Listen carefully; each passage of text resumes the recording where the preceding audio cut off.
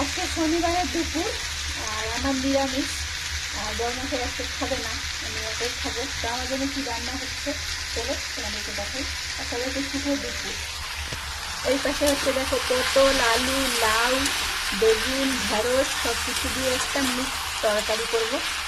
একদম মশলা দেইনি, খালি আদা জিরে আর যেরকম পাঁচফোড়ন শুকনো লঙ্কা যেমন আমাদের নিরামিষ তরকারিতে থাকে সেরকমই দিয়েছি। এই পাশে আটা মেখে নিয়েছি। আমি খাবো রুটি, রুটি আর একটা মিক্স তরকারি। সেটা কিন্তু ভালোই লাগবে গরম গরম।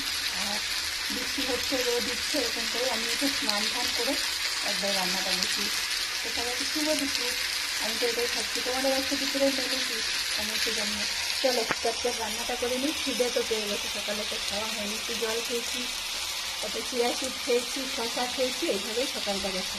তো দুপুরে রান্না বান্নাটা হোক, তারপরে একটু গরম গরম রুটি আর তরকারিটা খেতে কিন্তু দারুণ লাগে।